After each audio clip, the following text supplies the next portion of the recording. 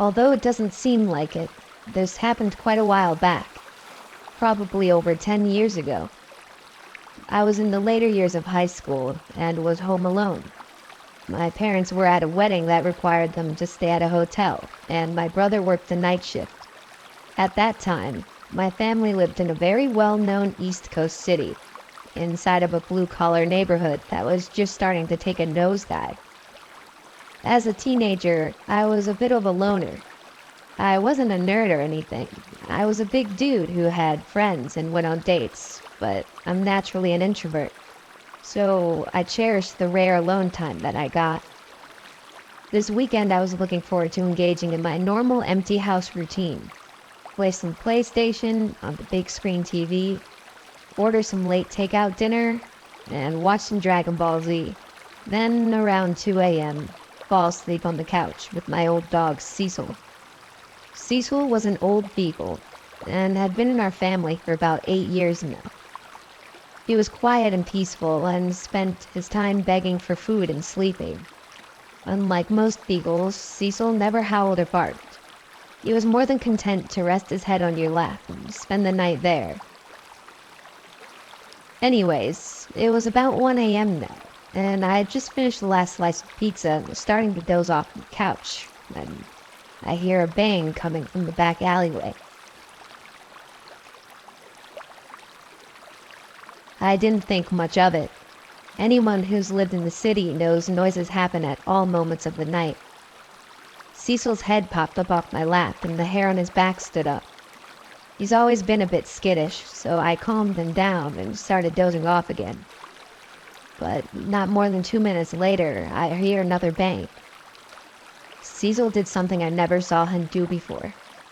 He leaped off the couch and ran like the wind towards the door leading to the basement, barking and growling like a dog twice his size.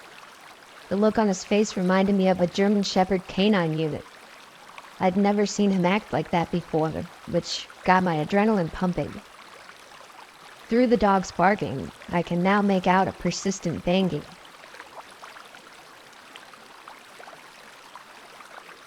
There was a seldom used door in the basement that led to our back alleyway.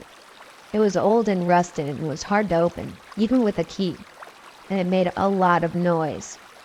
I suddenly realized that someone was trying to break into my house through my basement door. For those who haven't lived in a bad neighborhood, it's usually general knowledge that if someone tries to get into your house and moves on after they realize the door is locked, they only wanted your stuff. But if someone is persistently trying to get into your house despite the door being locked, well, they want you. Knowing this, I rushed upstairs immediately to grab a heavy wood baseball bat that I kept under my bed for situations like this. Then I head down to my basement. I probably should have ran, but I was a macho teenager with a tough guy complex, and I had nowhere to go.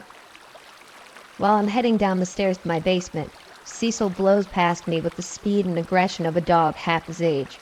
Suddenly, I hear a man's voice say, "Oh fuck," and the banging stopped. I didn't call the cops or anyone else, which was probably the dumbest thing I've ever done. I just sat up for the rest of the night with the bat in my hand. My brother came home that morning and I told him what had happened. He went to the basement door to take a look, and when he gave it a tug to open it, the whole door fell off. This psycho was one good shove away from getting in my house, but old Cecil scared him off. I'm pretty sure that lazy, fat old dog saved my life. When I tell this story to people, they dismiss his actions as a dog doing what a dog is supposed to do. But I can tell you that Cecil never barked or moved that fast in his life.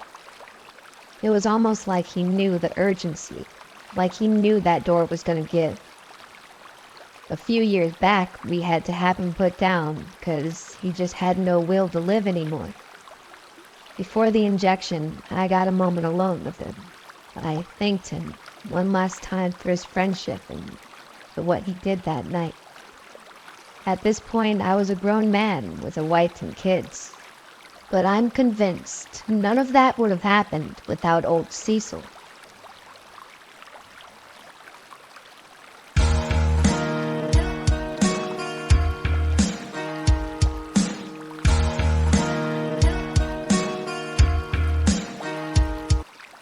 I was around 13 at the time of this story.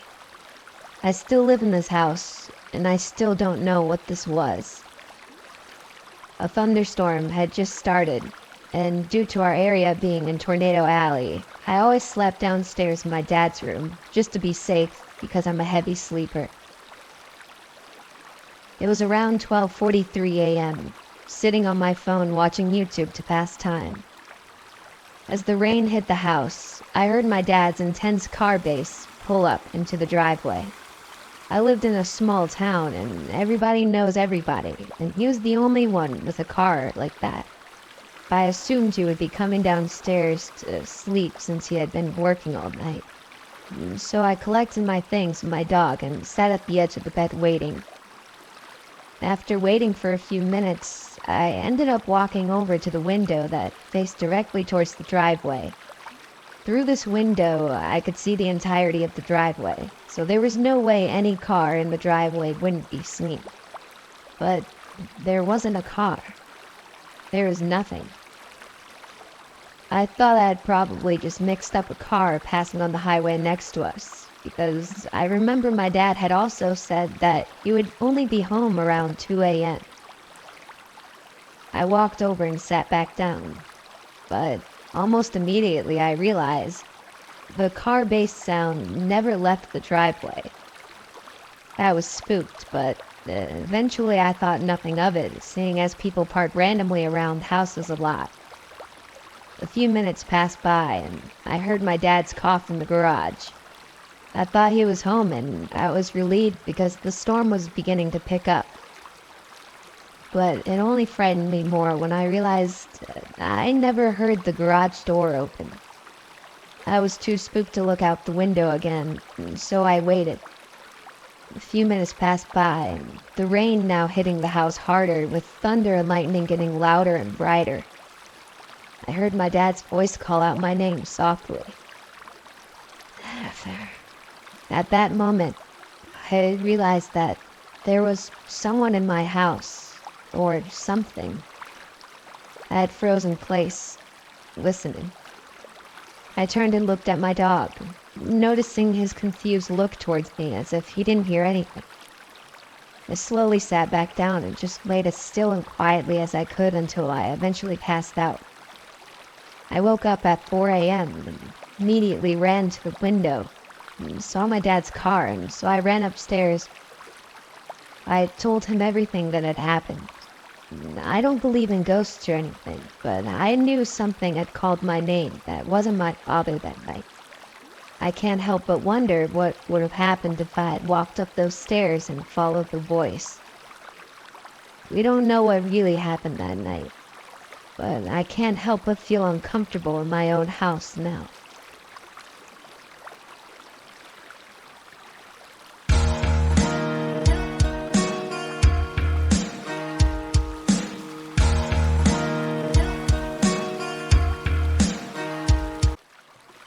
I was lucky enough to live in a large house when I was a kid. My house had a side room towards the back side of the first floor. My siblings called it the second living room because that's basically what it was.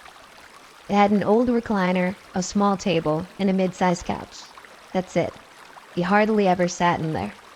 One morning, I woke up sick. I told my mom, and she told me to take the day off from school and stay home. My siblings had to be at school, and my parents worked, so that meant I had the house to myself. I laid around in bed for a few hours, until around 10:30 a.m., when I heard steady walking coming from the first floor.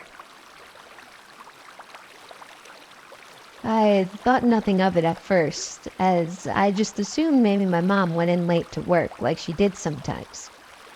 I needed something to eat anyway, so I stood up and went downstairs to the kitchen. I made it about 3 feet in front of my kitchen's walk-in doorway when I locked eyes with not my mom, but a 6-foot-tall man wearing raggy and ripped-up clothes. I was frozen in fear. I just stood there. It was only for a few seconds, but it felt like hours had passed. The guy just stood there and watched me too. No expression or anything. I eventually pulled myself out of the shock and bolted for my bedroom upstairs. I didn't hear him following me, but I got in my bedroom and locked the door and moved a dresser in front of it anyways. I pulled out my phone and instead of calling 911 like I should have, I called my mom. I screamed into the phone telling her someone was in the house trying to kill me. She told me not to leave my room for any reason and call the police, so I did. 15 minutes later, the police finally show up, as I could see through my bedroom window. I watched them enter the house before I left my room to run down to them for safety. I told them everything that happened. They did a quick search of the home and found nothing. Not a single person or broken window or door. My parents came home shortly after and were furious that the guy had not been caught. I was extremely angry as well, but I was also relieved that I was alive. The police began packing their things, but as one of the last officers was on the way out, he noticed a Walmart bag sticking out from under our couch. It was that couch in the side room that no one ever used. And, well, what do you know? We found hundreds of trash bags and week-old rotting food under the couch, along with some of our personal items like wipes, water bottles, and we even found a bag of piss. Whoever that man in the kitchen was had been living under our couch for weeks. I can't comprehend how none of us had smelt any of the garbage that was piled up under there for the entire time he was there. The fact that he never made a single noise under there just baffles me. We've since cleaned that room out completely and turned it into a breakfast nook with wooden chairs so no more people can break in and find free housing in them. I go off to college in a few months, so I won't have to live in fear of that incident happening again for much longer. But I still think about it every time I wake up with a cough.